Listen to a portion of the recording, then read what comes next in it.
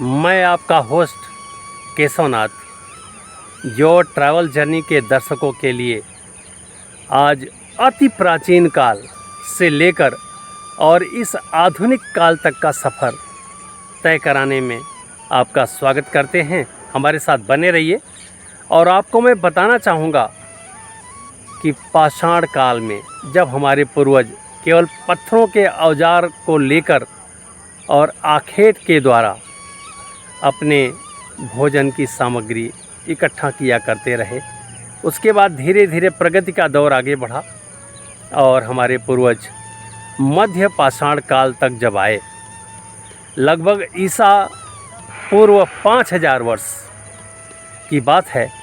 उस समय मध्य पाषाण काल में पत्थरों के संयोग से लौह युग के बाद ताम्र युग का प्रादुर्भाव हो चुका था और हमारे पूर्वजों ने इतनी विकास की यात्रा तय किया था और तांबे का इजाद कर लिया था और उसके सहयोग से तांबे के औजार और तांबे के बर्तनों का निर्माण कार्य जी भर के प्रगति की राह में उन्होंने लगाए। और तब से लेकर जब थोड़ा समय और बीता, लगभग 1500 वर्ष, तो ताम्र युग के बाद आया कांस्य युग, अर्थात तांबा और जस्ते के संयोग से बना हुआ एक ऐसा धातु जिसका नाम कांसा है। और इसी कांसे के नाम से वह जाति आज कसेरा के नाम से जाना जाती है। साथ ही साथ चूँकि बर्तन के उद्योग में हथौड़े से उस पर नक्काशी किया जाता है और नक्काशी का कार्य ठन ठन की आवाज़ निकलने के कारण स्थान विशेष पर कहीं कहीं उनका नाम ठठेरा भी है। और जहाँ पर तांबे का ही काम होता रहा उनका नाम आज ताम्रकार है, अर्थात कसेरा, ठठेरा, ताम्रकार, जो तीनों स्थान विशेष का नाम है, जबकि तीनों एक ही जाति का पर्यायवाची है। तो चलिए, अति प्राचीन काल से लेकर ताम्र युग, कांस्य युग और आज का आधुनिक युग, इस दो युगों का प्रादुर्भाव करने वाले और आज भी अपनी जीविकापार्जन बर्तन उद्योग में धातु निर्माण से लेकर और अन्य प्रोडक्ट बनाकर वो अपनी जाति को बनाए हुए हैं। तो ऐसे जातियों के लिए एक डॉक्यूमेंट्री कह लें, वीडियो कह लें, या उनके बारे में जो कुछ भी हम दिखा सकते हैं दिखाने का प्रयास करते हैं। हमारे साथ बने रहिए और आपको मैं कसेरा, ठठेरा, ताम्रकार नाम से जाने जाने वाली पूरे विश्व में विख्यात इस जाति के बारे में और उनके व्यवसाय के बारे में और उनके आज के इस परिवेश में, आधुनिक काल में उनकी दशा और दुर्दशा क्या है, या उनको क्या सरकारी सुविधाएं मिलनी चाहिए, इस पर भी हम थोड़ा सा चिंतन जरूर करेंगे। तो आइए दिखाते हैं। इस समय पीतल के हंडा और गगरा कढ़ाई बनाने के लिए आप गोल चंद्राकार सिल्ली, जिसको मिश्र धातु तांबा, जस्ता, निकल का एक स्वरूप देते हुए एक मोटे लेयर में ढालते हुए आप देख पा रहे होंगे। ये गरम करके और उसके बाद इस सांचे में गोल रंग दे दिया जाता है और इसके बाद इसकी ठंडी बेलाई होती है बेलन मिल में। फिर ये पतले चद्दर का रूप ले लेती है और उसके बाद का स्वरूप हम आपको आगे दिखाने की व्यवस्था सुनिश्चित करते हैं और आपको ले चलते हैं उस फैक्ट्री में जहां इसी चंदा के बेलाई के बाद जो पतली सीट बन जाती है उसका अगला स्वरूप क्या होता है। विभिन्न स्वरूप इसमें हमें देखने को मिलेगा। तो इस तरह से ये आप ढलते हुए देख रहे हैं मिश्र धातु ताम्र, जस्ता, निकल का। तो ये बहुत मेहनत का काम है और ये हस्त निर्मित है। 90% काम हाथ से होता है और 10% आज के आधुनिक युग का प्रयोग इसके अंदर होता है। जैसे कि पीतल के कढ़ाई की कड़े की ढलाई, आप देखिए ये बालू गंगा जी की महीन मिट्टी है। जो गंगा जी की बालू होती है बहुत महीन होती है, उसमें चोटा, रेह और कुछ अन्य प्रोडक्ट मिलाकर इस मिट्टी को तैयार किया जाता है और उसमें फिर सांचे के साथ इसकी ढलाई होती है और इसमें आप देख रहे हैं कि जो रॉ मटेरियल है उसको हाई टेम्परेचर पर बेक किया जा रहा है, अर्थात उबाला जा रहा है और उसको गलाया जा रहा है। गलने के बाद जब वो लिक्विड के शेप में आ जाता है तो इस सांचे को ढालने के बाद इसी मिट्टी में उसे लिक्विड रूप में उसको डाल दिया जाएगा और वो ढलकर तैयार हो जाएगा और जब ठंडा हो जाएगा तो उसको निकाला जाएगा।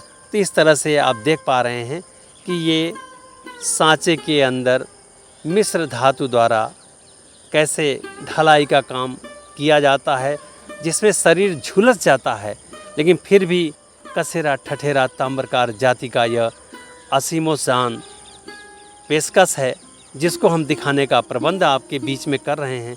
और इस मेहनतकश जाति को आज सरकारी सुविधा की ज़रूरत है। यह कार्य हस्त निर्मित है और सदियों से चली आई एक परंपरा है, जो पूर्वजों के लिए दी गई विरासत है पूर्वजों का। इस विरासत को हम बड़े संभाले हुए इन जातियों को देख पा रहे हैं कि ये हमारे बीच से रॉ मटेरियल को कलेक्ट करते हैं और उसके घरिया में डालकर, घरिया एक ऐसा यंत्र शेड्यूल होता है जो हाई टेम्परेचर में मेटल को बेक करने या उबालने या गलाने का काम करता है।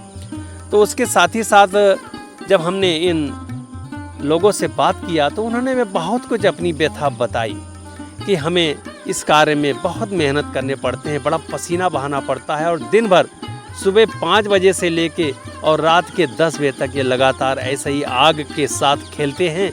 और इस मिश्र धातु का प्रयोग हम सभी पूरे समाज जन, देश जन के लिए वो अति प्राचीन काल से आज आधुनिक काल तक करते चले आ रहे हैं। तो ये इस जाति के लिए, जैसे कि देखिए ये कड़ी की ढलाई हो चुकी है और इस ढलाई के बाद इसको निकाला जाएगा और निकालने के बाद इसमें जो अभी ये हीट है, हीट में ही इस कड़ी को अलग कर दिया जाएगा ताकि आसानी से इसको बाद में कोल्ड प्रोसेसिंग करके, जैसे ये देखिए सामने कोल्ड है और इसकी हीट प्रोसेसिंग के लिए ये एक भट्टी है, फर्नेस जिसको बोलते हैं अंग्रेजी में, फर्नेस के अंदर डालकर फिर इसका इस तरह से ये कोल्ड प्रेस मशीन में पीतल के चंदे को सेब देने का काम यहाँ किया जाता है और इसको मशीन द्वारा फिर दबाया जाता है। दबाने के बाद ये अपने जिस तरह का हमें सेब लाना है उस सेब को ये ग्रहण कर लेता है।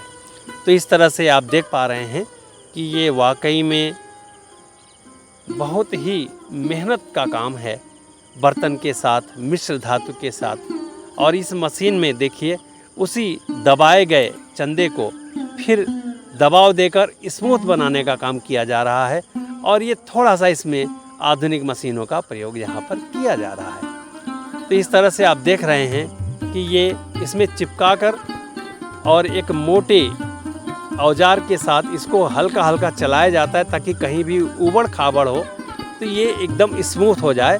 और एक व्यक्ति इसमें हल्का ठंडा पानी देता रहता है ताकि ये गर्म ना हो, क्योंकि ये कोल्ड प्रोसेस है। तो कोल्ड प्रोसेस को करने के लिए आप देखिए कितने मेहनत के साथ ये कार्य किया जाता है और इनके कार्य को हम भूरी भूरी प्रशंसा करते हैं। और ये अति प्राचीन काल में जब मशीन नहीं था तो हाथ से ये किया जाता था और 100% हाथ से होता था, लेकिन आज मशीन आ जाने के कारण 10% कार्य मशीन से होता है, जिसमें हंडा आप देख पा रहे होंगे, गगरा देखेंगे, ये कोल्ड प्रोसेस के साथ ये तैयार किया जा रहा है। कारखाने के ओनर से आइए आपको मिला। ये जो अभी हमने आपका देखा ये पूरा सिस्टम, इसके बारे में बताइए कि ये कैसे है, इसका मटेरियल कहाँ से मिलता है, रॉ मटेरियल कच्चा माल कहाँ से पाते हैं आप? कच्चा माल इसका बाजार से लेते हैं हम लोग। अच्छा। तो बाहर से भी आता है, दिल्ली से भी कच्चा माल इसका आता है, कलकत्ता से आता है। अच्छा। तो इसको कच्चा माल को हम लोग अपनी बड़ी वाली भट्टी में गला के उसको खुडी बनाते हैं। अच्छा, खुडी बना दी। खुडी बनाने के बाद उसको बेलन में बेलवाते हैं। हाँ, बेलन में बेलवा के और इस तरह से गोल गोल चंदे की तरह कर लेते हैं आप। और फिर उसके बाद फिर इसको प्रेस में दबवाते हैं। हाँ, जैसे भी देखा हमने प्रेस में। ठीक ठीक। उसके बाद फिर ये पूरा सिस्टम बनता है। गगरा भी इसी तरह बनेगा? सब सारा आइटम सब इसी यही सेम सिस्टम है। हंडे का चमकाया जाना मशीन से देख पा रहे हैं आप और आधुनिक औजारों का भी इसमें प्रयोग किया जा रहा है।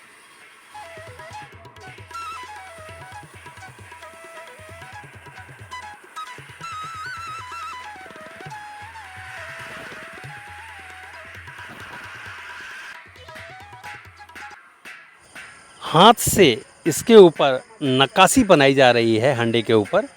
ये भी हाथ की कारीगरी है।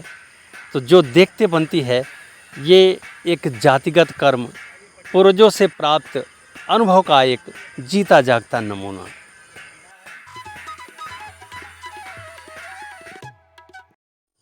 अभी आपने हंडा और गगरा का आधुनिकीकरण के साथ हस्त निर्मित कार्य देखा। अब आइए थाली दिखाते हैं।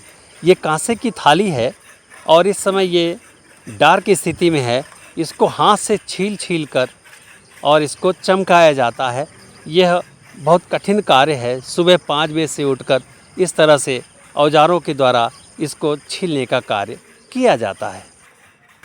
बताइए कि ये थाली बनाने में क्या क्या लगता है इसके अंदर? तामा, जस्ता और गिलट, निकिल, यही सब। मतलब इतने से 4-5 धातुएं मिला के तब ये थाली बनती है ना? तो 5 धातुओं का मिश्र धातु हो गया इस तरह का। चलो भाई बढ़िया। अभी आपने तांबा और जस्ता और निकल के सहयोग से कांसे का ढलाई का कार्य और बर्तनों का निर्माण का कार्य देखा। अब आइए जर्मन सिल्वर, जिसमें केवल निकल और जस्ते का प्रयोग होता है और जो श्वेत रंग का होता है, आइए उसकी ढलाई के बारे में आपको अब हम दिखाते हैं। यहाँ पर उसी तरह गंगा जी के मिट्टी से बर्तन को गलाकर लिक्विड फॉर्म में लाकर और इस तरह से ढलाई की जा रही है, जिसे आप अभी देख पा रहे हैं।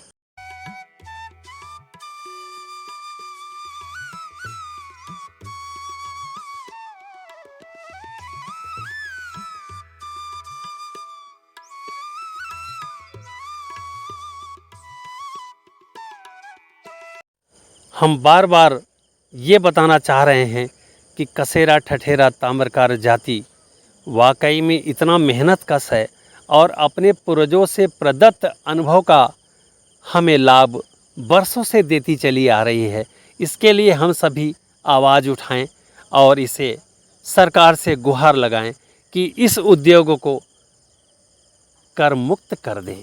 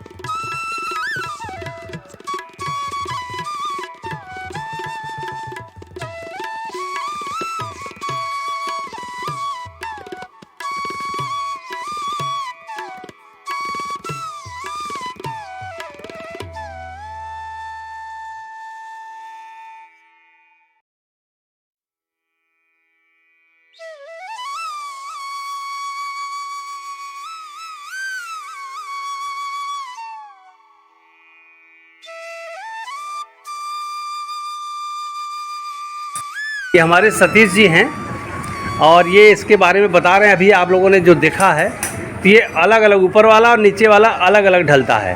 तो ये दोनों लेके खड़े हैं, कैसे ही होता है आप बताइए ज़रा। ये दोनों होकर उसके बाद इसको ऐसे जोड़ के इसके लोहे के तार से बांध देंगे। अच्छा, बांध के अंदर से इसको जुड़ाई कर देंगे। अच्छा, इसकी जुड़ाई भी करेंगे अलग से? इसके जुड़ाई करेंगे तो दोनों जुड़ जाएगा, दोनों लोटा जुड़ गया, तैयार हो गया। फिर अच्छा इस तरह से जुड़ जाएगा ये। उसके बाद सिलाई होगा, कुनाई होगा। सिलाई कुनाई होगा, फिर पॉलिश करके इसको चमका देंगे और फिर जो है बिकने के लिए तैयार हो जाएगा। चलो भाई सतीश जी बहुत बहुत धन्यवाद। गिलट और निकिल और जस्ता है से बनता अच्छा है। गिलट, ये तो गिलट नाम हुआ इसका ना? नाम हुआ। तो ये जो है निकिल और जस्ता मिला के बनता है ना? निकिल जस्ता मिला। हाँ, निकिल जस्ता का ये अलौह धातु है। हाँ, मिश्र धातु। तो चलिए भाई बहुत अच्छा लगा सतीश जी, धन्यवाद।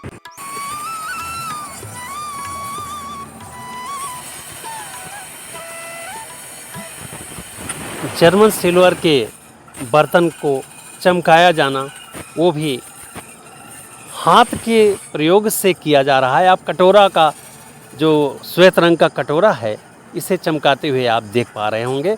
और ये चमक आ जाने के बाद फिर इसको बफर मशीन पर इसकी पॉलिश की जाएगी, जिसमें इसमें शाइनिंग आ जाएगी।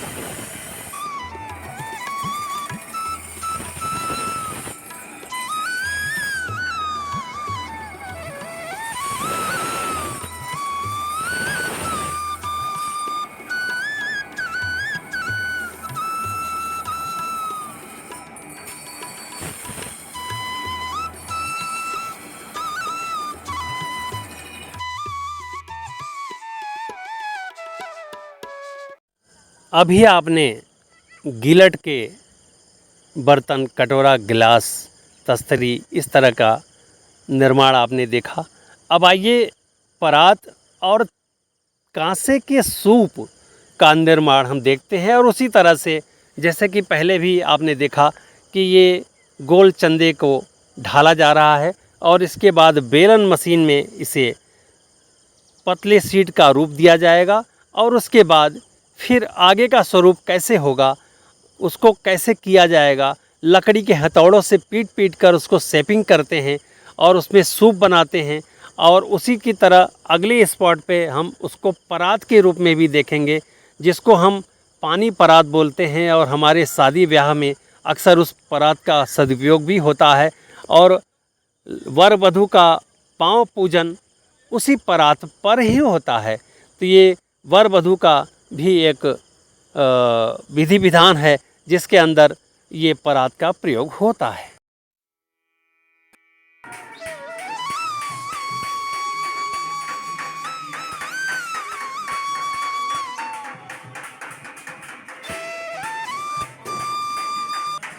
इसी पतले चंदे की शीट पर अब आप सूप का निर्माण देखिए। ये कांसे का सूप है और इसका प्रयोग अनाज के साफ करने में और अन्य कई चीज़ों में किया जाता है।